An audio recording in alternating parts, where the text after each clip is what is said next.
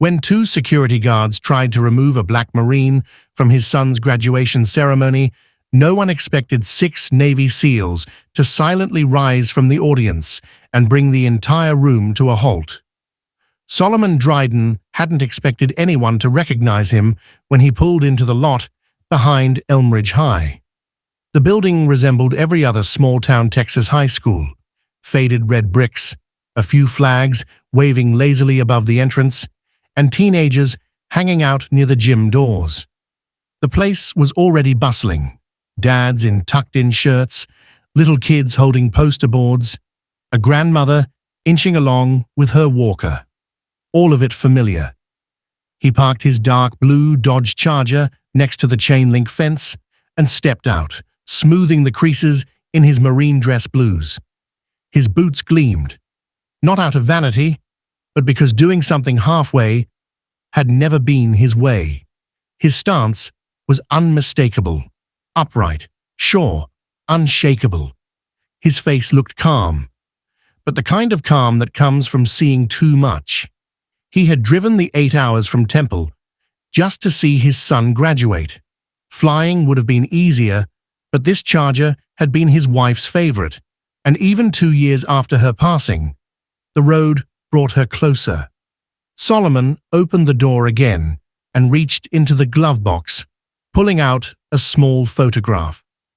It was worn soft at the corners, the image faded slightly, his wife cradling a baby Tyron. A gentle smile curved his lips. He slipped the photo into the inside pocket of his jacket and said quietly, "I promised you."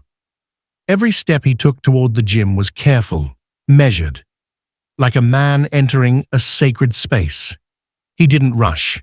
The moment carried weight. The gym was already loud and full when he stepped inside. Metal chairs covered the floor. The bleachers were stuffed with people. The air smelled of old popcorn and floor polish. It was chaotic and warm, pulsing with energy. At the door, he handed his printed ticket to a volunteer wearing a headset and carrying a clipboard. The man squinted at the ticket, nodded briskly, and pointed to the 3rd row on the left. "You're all set. Family section up front." Solomon gave a curt nod. "Appreciate." As he walked, he took in bits and pieces of other families. Mothers fixing collars, fathers checking cameras. Some people noticed him, then looked quickly away after seeing the uniform. One woman offered a polite smile before whispering something to the man next to her. Solomon didn't respond. He had been tall, black, and in uniform long enough to understand those glances. He found his seat without fuss and settled in. The chair creaked slightly beneath him, but he adjusted without complaint. Ahead, the stage had been prepared with care. Silver letters hung proudly, Class of 2024. School board officials milled around near the podium. Solomon's eyes scanned the seated students at the far end of the gym. Somewhere among them was Tyron, tall, skinny, with his mother's sharp, observant gaze. 18 years had passed like a rush of wind. He remembered the night Tyran was born, how he'd held him with dirt still under his nails from the field. He'd flown in from Okinawa with just 4 days of leave, and now, here they were. Solomon sat perfectly still, his breathing steady, his focus laser-sharp. The noise of the room washed over him, folding chairs shifting, papers being opened, a coffee cup falling with a muffled curse. None of it reached him. His world had narrowed to the stage, the students, and the worn photograph resting near his heart. Then came the music. Pomp and circumstance swelled through the speakers, and the audience stood with an unspoken unity. Some of the graduates fidgeted nervously, others beamed with pride. Solomon rose as well, back straight, shoulders locked, arms at his sides. The national anthem followed. People around him placed their hands over their hearts. Solomon didn't. He didn't have to. His presence alone was tribute enough. His thoughts turned to his wife. She would have cried through every second of the ceremony. She would have ironed Tyrion's shirt 3 times and still found a wrinkle. His eyes stayed forward, fixed on the stage. But as the final notes of the anthem faded, he noticed 2 uniformed men moving along the side aisle. They were headed directly for him. Their movements were quick, practiced. Not police officers, though. They wore black polo shirts with cargo pants. Their patches read, Harlan Security Services. Radios and earpieces completed the look. Neither man appeared older than 30. The first was short and stocky, with a clean-shaven scalp and a hard expression. The second was leaner, taller, and chewing gum like he was already bored. Solomon spotted them the moment they entered the row, but he didn't move.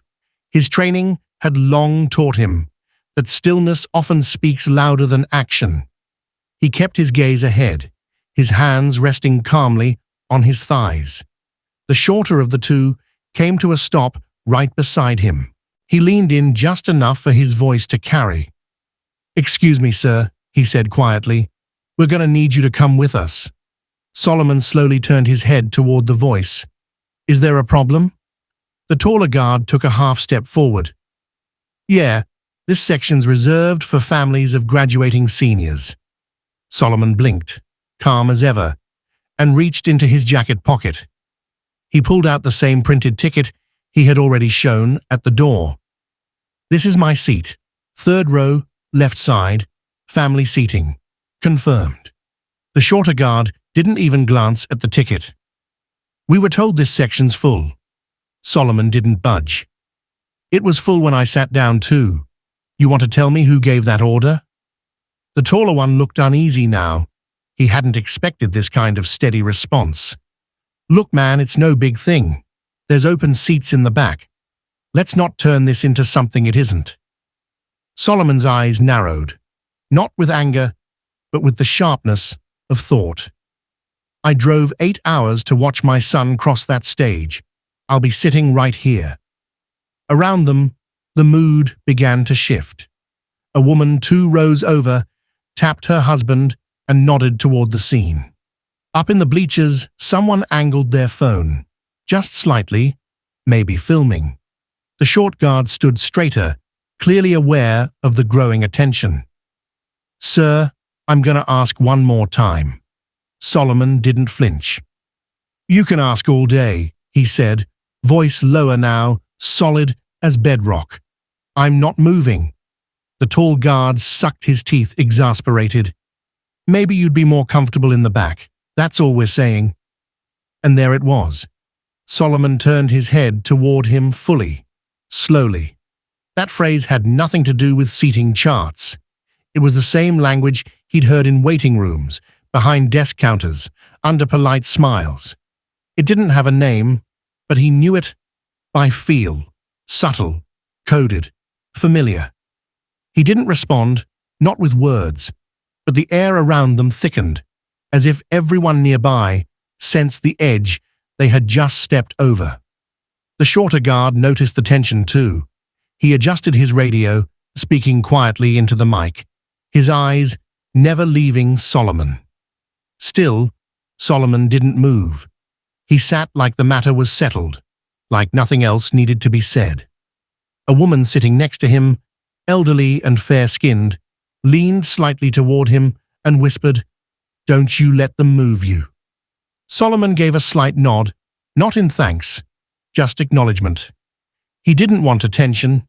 He wanted to watch his son graduate like any father. But the guards weren't backing down. The tall one lowered his voice again. "If you've got a complaint, take it up with the front office. We're just following orders." Solomon turned his head toward him again. "You got a name, son?" The guard blinked. "It's Officer Malley." Solomon shook his head once. "Not officer. You're private security." The other one cut in, sharper now. "That's enough. If you don't get up." But he never finished the sentence, because at that exact moment, The gym door on the far end clicked open, and 6 men entered. No uniforms, no badges, just confident steps, solid posture, and faces shaped by years of harder places. They didn't enter all at once. They trickled in separately, settling in various spots like they didn't know each other. But anyone watching closely could see it. They moved the same way, scanned the room the same way, sat the same way. Calm, deliberate, ready. Solomon didn't turn around. He didn't need to. He knew them by rhythm, alone. But the guards didn't. Not yet. And they were about to find out. Solomon kept his eyes on the stage, jaw firm, mind focused. He wasn't angry, not yet. But something within him clicked into place, quiet and purposeful. A part of him most people never saw, forged in places where hesitation meant failure. A mechanism built for pressure, for timing, for waiting without fear. The guards didn't back off. They hovered nearby, not out of duty anymore, but out of some deeper need to assert themselves. That kind of hovering wasn't about procedure. It was about power. What they didn't realize was Solomon had lived where power wasn't just posturing. It meant survival. And this wasn't survival. This was folding chairs in a gym and a boy about to get his diploma. From the stage, a student's name echoed through the mic. Polite applause followed. But eyes weren't on the stage anymore, not in that corner of the room. They were on the quiet confrontation unfolding. The taller guard, Mally, shifted again. He leaned in, lowered his voice even more. "I'm trying to help you here, okay? Let's not make this ugly." Solomon didn't look at him. "You don't have the kind of favor I need," he replied, calm as ever. Mally paused. He took a small step back, uncertain now, but the shorter guard, Garvin, his badge red, wasn't so subtle. He didn't like being challenged. His hand hovered near the radio again, knuckles tight. A few rows back, a man stood up. No one noticed at first. He said nothing, just crossed his arms and stared ahead. Square jaw, clean-shaven, presence like a drawn line. He sat down again, slow and deliberate, eyes locked forward. Across the gym, another man stood. Different angle, same demeanor. Then a third. None of them said a word. They didn't need to. Solomon recognized each one instantly. He didn't turn to look. He didn't have to. His instincts didn't require confirmation. He had led those men through mud, through gunfire, through silences so loud they could bury a man, through darker corners of the world than most people would ever imagine. Garvin leaned down again, but this time there was something different in his tone, a note of uncertainty. "Listen, man, you're making this into a situation." Solomon turned his head slowly, deliberately. "And you're not listening." Garvin's hand twitched toward his radio again, about to press the button. But before he could speak, a voice cut cleanly through the tension. "Is there a reason this man's being bothered?" It was calm and sharp, the kind of voice that didn't shout. It just dropped enough to make everyone else go quiet. The man stood in the center aisle, tall, broad-shouldered, a salt and pepper beard, and a long black coat over a gray shirt. His name was Creed Marston. He didn't need to introduce himself. Solomon had once dragged him out of a wrecked transport in Kandahar, 200 yards across open ground, while rounds snapped the air like angry wasps. Garvin blinked, caught off guard. "Who are you?" Creed didn't answer. He stepped forward. "I asked you a question." Mally raised his hand as if to block the words. "Sir, we've got this under control." "No," Creed said, voice slicing sharper now. "You don't." Another man rose from the far bleachers, then another. 4 of them now, all still, all watching. The left side of the gym turned with them. A kid pointed. A teacher tried redirecting attention to the stage, but the diplomas had vanished from focus. Creed stepped forward again. His voice carried no threat, just certainty. You're embarrassing yourselves, and you're one breath away from making it worse. Garvin glanced sideways. Mally no longer looked sure of anything. Their script had gone off the rails, and the audience was no longer ignoring the scene. I don't care what your orders were, Creed said. You don't put your hands on that man, you don't tell him to move, and you don't ask again. The silence now wasn't empty. It was dense, heavy with attention. Not fear, respect. It swelled, wordless, as more people realized what they were watching. Solomon finally looked up. His eyes met Creed's. He gave the smallest nod. Not thanks, not approval, just a simple signal. I see you. Creed's gaze softened. Then he sat down again, folding his arms across his chest. But the stillness in the gym hadn't broken. Not yet. The guards stood frozen, unsure. All the noise and color of the ceremony faded into background blur for Solomon. The stage lights, the banners, the laughter, they disappeared. His mind pulled him away, backward through years, 15 years earlier, Afghanistan, Kandahar province. The sun didn't set there, it dropped, violent and absolute, smashing the sky into rust and dust. Solomon had been a gunnery sergeant. He'd just finished briefing his unit when the world ripped open. An IED exploded beneath the lead Humvee, tossing the vehicle like a paper toy. Dirt, fire, and metal came down like rain. There was no scream, just silence, then gunfire, coordinated and fast. Trained. Solomon didn't think. He ducked behind a doorframe, surveying what was left. Smoke crawled over the valley. 6 men were pinned behind the second truck. One of them crawled, dragging another. That was Creed Marston. Creed had barely been in country for 3 months. Already had a bullet through his thigh. Blood ran down his temple. You're bleeding, he gasped. You noticed, Solomon said, crouching beside him. He grabbed the straps of the downed Marine, Enrique Soto, and pulled. Creed pushed from behind, grunting in pain. Where's DVIDS? Solomon called. Creed pointed. Left side, under the hood. Solomon looked. And there he was, pinned beneath the engine block, screaming, but too far gone to get out alone. Solomon didn't hesitate. You stay low. Move when I move. Creed nodded. That's when he understood what leadership looked like, not in orders, but in motion. Solomon broke cover again. Gunfire stitched the sand near his feet. He slid into position beside Divers. Gunny, don't, Divers shouted. I'm fine. You're not staying here. Solomon set his stance, 1 foot dug deep. He braced and lifted. His shoulders screamed. Ribs flared. The twisted metal groaned, then shifted. Just enough. Divers yanked his leg free and they collapsed together.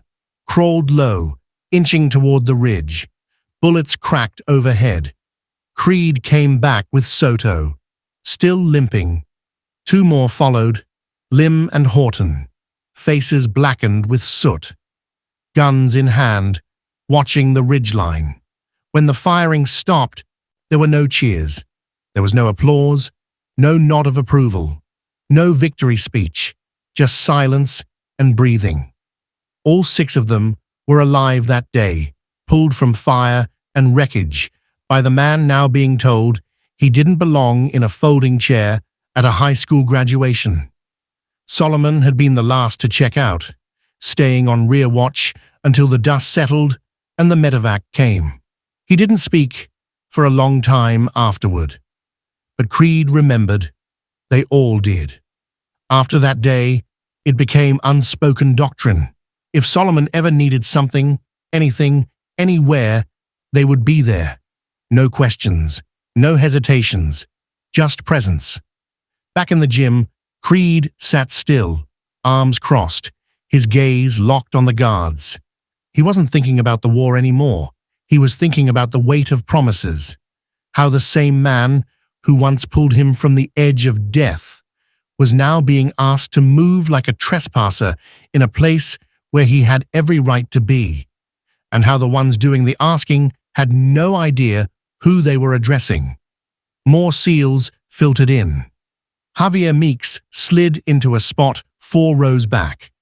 Zachary Wells leaned against the bleachers near the right wall. None of them spoke. They didn't need to. Solomon glanced once toward the rear, just briefly, and caught Meeks's eye. That was enough. But Garvin and Mally didn't understand what those glances meant. Not yet. But they were about to. The ceremony staggered on, names being called out in a steady rhythm like a metronome no one cared about anymore. Families still clapped, some too loud, as if applause could sweep the tension from the air. But eyes were no longer on the stage. They drifted instead, again and again, to the 3rd row left, to where Solomon Drayton sat like stone, and where 2 guards still lingered like they'd been caught between protocol and pride. Garvin looked toward the front. A school official tried signaling him, mouthing something urgent, but Garvin just shook his head. He wasn't ready to walk away. His authority had been challenged, and his ego wasn't built for retreat. Mally shifted uncomfortably. He chewed his gum harder now, nervous energy working his jaw, but he hadn't stepped back either. "Sir," Garvin said again, this time louder, trying to reclaim the room. "This is your last warning." Solomon didn't move. "To do what exactly?" Garvin stepped closer, leaning down until his belt brushed Solomon's knee. "To stop making a scene. We don't want trouble. Just move to the back." Solomon turned his head, slowly, eyes locked. "You're the only one causing trouble." Garvin's nostrils flared, something snapping in his face. "You think wearing that uniform makes you better than everybody else? This is a high school, man, not your base." The air cracked, not loud, not sharp, but something broke. A hush spread, like cold water spilled across tile. A little girl 2 rows over stopped squirming. A dad with a camera paused mid-zoom. Even Mally took a small step back, like the words had struck deeper than expected. Solomon didn't blink. He took a slow breath, not to calm himself, but to ground himself. "You need to walk away." But Garvin didn't. His hand dropped, just a few inches, but it was enough. Not to a weapon, but close. Too close. That's when Creed stood up. He didn't say much. He didn't need to. He stepped into the aisle like gravity itself had shifted. "If you touch him," he said, voice low and deliberate, "you'll answer to me." Garvin turned, jaw clenched. "And who the hell are you?" Creed stepped forward once more. "The man who's telling you this ends right now." One of the school board members had seen enough. She leaned into the principal, whispering. An assistant principal stood up near the bleachers, radio already in hand, walking toward the back. It took a while, but school staff were starting to understand. This wasn't going away quietly. Across the gym, more SEALs stood. No formation, no signal, just instinct. By now, all 6 were on their feet. They didn't shout or posture. They simply stood like anchors, men who knew what it meant to hold ground. Garvin's head turned, eyes darting. He was just beginning to realize he wasn't facing angry civilians. These men didn't fidget. They didn't twitch. Their stillness wasn't from passivity. It was discipline. Pressure built in the gym like the moment before a thunderclap. Creed moved 1 step closer. "You've got 2 choices," he said. "Walk away now, or watch this go somewhere you can't walk back from." Mally's voice cracked through, unsure, fraying at the edges. "Let's just back off, man." But Garvin stood frozen. Solomon looked at Creed again, not with fear, but certainty. "Don't waste your breath," he said quietly. He already made his decision. Creed didn't smile. He just dropped his voice one last notch. "Don't mistake silence for weakness." And something in that line cut through whatever remained of Garvin's resolve. He stepped back, not far, but enough. His hand dropped from his belt, his face flushed with heat and failure. Then the principal arrived. She leaned in, whispered fast and firm. Whatever she said worked. Garvin and Mally turned and walked toward the back exit, eyes down. No words, no last glances. Solomon let out a breath, slow, steady, quiet. Creed returned to his seat like nothing had happened. The other SEALs remained standing, watching, statues forged in memory and loyalty. But the moment hadn't passed. Not yet, because standing in the graduation lineup, fists clenched at his sides, was Tyron Drayton. He had seen all of it, every word, every movement, and the pride swelling in his chest was bigger than the diploma waiting for him on that stage. Tyron's feet felt heavier the closer he got to the steps. His gown brushed his shoes with each move, but he barely noticed. The clapping, the names, even the music playing low in the background, it all blurred. He could feel the spotlight inching toward him. Not just the literal one beaming from the ceiling, but something deeper, something ancestral, something earned. 2 names ahead now. The girl with the braids stepped forward when they called her, her shoes clicking against the wood. People clapped. Some whistled. Someone shouted a nickname. She smiled big and proud, holding her diploma high for a photo. But Tyron wasn't watching her anymore. He was watching his dad. Solomon hadn't moved. Not really. Just that slight lean forward, elbows on his knees, like every part of him was drawn to this moment. His face was still carved from something that didn't flinch, not steel, something older, more sacred. But Tyron noticed the eyes, how they tracked every inch of his movement now, how they hadn't blinked once since he stepped into view. Then the boy ahead of him went. He stumbled a little on the second step, laughed it off, raised 2 fingers in the air for someone in the crowd. The gym gave a polite cheer. Another name was read, and then it was him. Tyron Drayton. The words rang out with a clarity that cut through everything else. The gym didn't erupt. It didn't need to. The silence that followed was louder than applause. Tyron stepped forward, not rushed, not cocky, just solid. His sneakers hit the stage with a sound that seemed to echo longer than it should have. He took the diploma with a nod, shook the principal's hand automatically, but didn't linger. He didn't hold it up for a photo, didn't scan the bleachers like some students did, searching for where their parents sat. He already knew. He turned slightly before walking off, just enough to lock eyes with the man in the 3rd row left.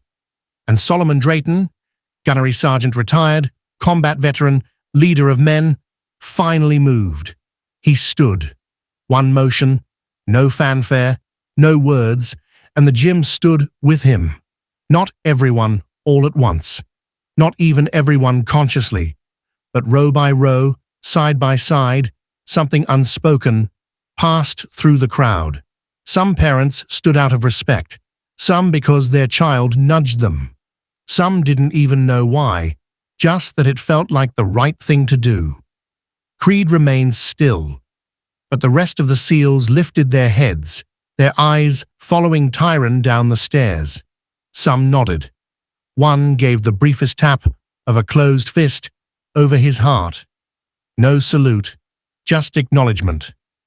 Tyron didn't walk back to his seat the same boy who'd lined up 40 minutes ago. He didn't walk like someone who just graduated. He walked like someone who understood legacy. Not as a weight, but as a gift. a map carved from sacrifice and silence. When he passed his father's row, he slowed just enough. Solomon reached out, not a handshake, not a hug, just a firm hand on his son's shoulder, right where the collar met the robe. That touch said everything. Tyron kept walking, his chest rising higher now, not from pride, but from knowing. Knowing who he was, knowing where he came from, and finally, knowing what it meant. Behind them, the ceremony continued. More names, more clapping. But something fundamental had already shifted. This wasn't just a graduation anymore. It had become a reckoning. And that touch was grounding. Solomon didn't squeeze, didn't pull him in. He just let the weight of his palm settle there, heavy with meaning, soft with restraint. Tyron stopped talking, not because he was silenced, but because he knew the words weren't necessary anymore. "I know you were," Solomon said, voice quiet but full. "But you didn't. That matters." Tyron looked up, searching his father's face, trying to read the lines that had deepened over time. There was pride there, yes, but also something steadier. Peace, maybe, or clarity. "You didn't have to hold it in," Tyron said. Solomon's hand dropped, and he nodded slowly. "I didn't hold it in, I just held the line. There's a difference." They stood like that for a beat too long, to be casual, not long enough to draw attention. The sun caught the red and white cords around Tyron's shoulders, and Solomon finally let his own eyes rest on them. "Your mother would have loved this," he said, voice just above a whisper. "She'd be hollering and dancing and embarrassing you in front of everybody." Tyron smiled at that, the ache behind his chest softening. "Yeah, she'd be live streaming it with bad Wi-Fi." They both laughed quietly, an exhale more than a sound. Then the others started to trickle out. Meeks, Wells, the rest of the six. Some stayed back, giving them space. A few approached, each offering Tyron a handshake that felt like a ceremony of its own. Creed waited last. He stepped up, nodded once at Solomon, then extended a hand to Tyron. "Hell of a walk, kid." Tyron shook it, firm and sure. "Thanks for standing." "We always will," Creed said.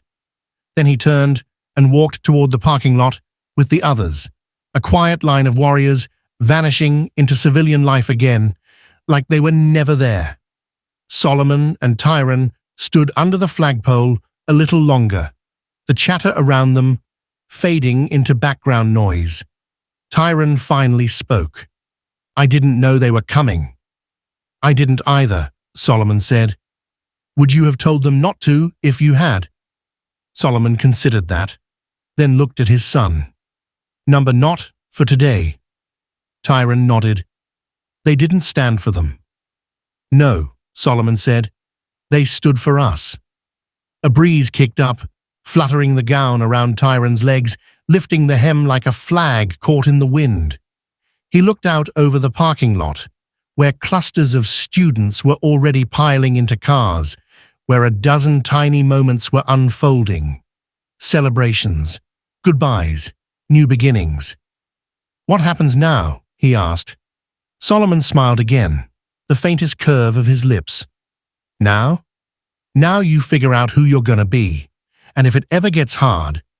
He paused, stepped closer. "You remember what it felt like when 6 men stood up without a word?" Tyron blinked, eyes burning again, but this time he let it happen. Just a little, just enough. Then Solomon turned to walk toward the car. Tyron followed, not behind, but beside him, and the honor cords on his shoulders didn't feel like decorations. They felt like inheritance. That closing is strong, resonant, and emotionally full. The kind of ending that lingers. Here's a polished version of your last paragraph and final CTA call to action, slightly refined for rhythm, flow, and emotional punch. You can use this directly in a voiceover or narrative closeout. And for Tyron, that day marked something far greater than a diploma. It was the day he realized manhood had nothing to do with volume, and everything to do with how you carry yourself when the world stops watching. Some people shout to be seen, others sit in silence, and are never forgotten. If this story moved you, take a moment to subscribe. Share it with someone who needs to be reminded what real strength looks like. Not the kind that yells, but the kind that stands. That closing is strong, resonant, and emotionally full. The kind of ending that lingers. Here's a polished version of your last paragraph and final CTA, call to action, slightly refined for rhythm, flow, and emotional punch. You can use this directly in a voiceover or narrative closeout. And for Tyron, that day marked something far greater than a diploma. It was the day he realized manhood had nothing to do with volume, and everything to do with how you carry yourself when the world stops watching. Some people shout to be seen, others sit in silence and are never forgotten. If this story moved you, take a moment to subscribe. Share it with someone who needs to be reminded what real strength looks like. Not the kind that yells, but the kind that stands.